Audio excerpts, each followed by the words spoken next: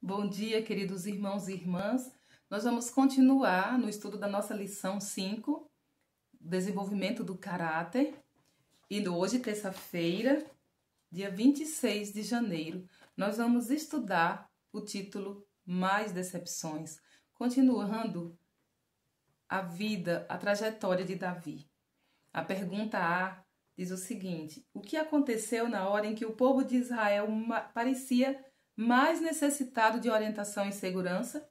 E 1 Samuel, capítulo 25, verso 1, diz que Samuel faleceu. Foi quando a nação estava sendo atormentada por conflitos internos, quando o conselho calmo e temente a Deus de Samuel parecia ser mais necessário, que Deus deu descanso ao seu servo idoso. E as amargas foram as reflexões do povo quando olhavam para o tranquilo local de descanso do profeta e se lembravam da loucura de terem rejeitado ele como governante. Ele tinha uma ligação tão íntima com o céu que parecia unir todo Israel ao trono de Jeová. Que coisa maravilhosa na vida de um homem. Nós podemos alcançar essa comunicação com o céu, essa ligação tão íntima com o céu. Foi Samuel quem os ensinou a obedecer a Deus. Mas agora que estava morto, o povo se sentia à mercê de um rei que estava unido a Satanás e que separaria o povo de Deus e do céu. O povo viu o erro que tinha cometido ao desejar um rei e rejeitar Samuel como governante, rejeitar Deus como seu rei. O povo sentiu que Deus os estava abandonando. O rei parecia pouco menos que um louco. A justiça foi subvertida e a ordem se transformou em confusão. Mais decepções. E agora o que aconteceu com Davi? Davi fugiu após a morte de Samuel. E o que estava no seu coração durante aquele esconderijo? Aqui nós vemos que foi o momento em que ele compôs o Salmo 120 e o Salmo 121. Davi continuou em comunhão com Deus. E ele disse: na minha angústia clamei ao Senhor e ele me ouviu. Senhor, livra a minha alma dos lábios mentirosos e da língua enganadora. E o Salmo 121, bem conhecido: o meu socorro vem do Senhor que fez o céu e a terra. O Senhor te guardará de todo mal, Ele guardará a tua alma, o Senhor guardará a tua entrada e a tua saída, desde agora e para sempre. Davi, no momento da prova, no momento da dificuldade que era tão grande, ao invés de murmurar, ele louvava o Senhor. Ele cantava, ele compunha músicas, salmos em louvor ao Senhor, na certeza da segurança que o Senhor prometia e o Senhor era fiel em cumprir. E ele disse: olha, o meu socorro vem do Senhor. Ele guardará a minha entrada e a minha saída. E mais uma vez o espírito amável de Davi foi provado.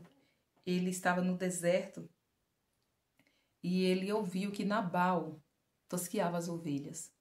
E ele tinha tido contato junto com seus homens com os pastores de Nabal. Ele tinha sido bondoso, ele tinha protegido aqueles homens, tinha feito até amizade com aqueles homens, com certeza. Os pastores estiveram com eles, não fizeram nenhum agravo. E agora Davi mandou os seus homens irem até Nabal com um pedido que ele desse algumas provisões para ele. Falando, né, nós fizemos o bem aos seus pastores, mas o Nabal, ele respondeu aos criados de Davi muito mal. Ele disse: quem é Davi? Quem é o filho de Jessé? Muitos servos há hoje e cada um foge ao seu senhor. Julgou mal a Davi como se fosse um fugitivo comum.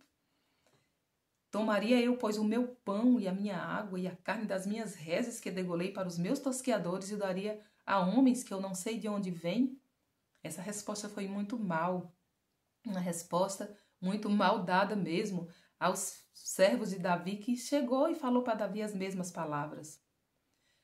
Davi e os seus homens tinham agido como um muro de proteção aos pastores e rebanho de Nabal. E agora esse homem rico, ele foi solicitado a compartilhar um pouco da sua abundância, mas ele não quis compartilhar. Ele foi mau. Davi e seus homens poderiam ter se servido dos rebanhos e manadas, mas não fizeram. Agiram de maneira honesta. Sua bondade, no entanto, foi inútil para com Nabal. E aqui nós vemos que, mais uma vez, a bondade de Davi foi testada, foi provada. Ele foi bondoso para com os homens de Nabal, e Nabal não foi bondoso para com eles. E agora? E agora? O que Davi fez? O que você faria? O que eu faria como a serva do Senhor? Fazer o mal? Ele com Saul, ele pagou o mal com o bem. Agora ele recebeu o mal pelo bem que ele havia feito. Essa é uma prova que Davi passou e que muitas vezes nós passamos. Vamos orar em nossos corações para que o Senhor nos guie pelo seu Santo Espírito, para que possamos sempre ter uma resposta certa, para que possamos agir dirigido pelo Espírito Santo, para que tenhamos aquela vitória mais preciosa que precisamos ter sobre o nosso eu. Por quê? Porque o homem que governa o seu espírito é mais importante do que o valente, do que o que toma a cidade. Depois nós vamos estudar o que Davi, como Davi se comportou diante dessa prova. Que Deus nos abençoe e que nós possamos buscar nesse dia a vitória sobre o nosso eu. Amém.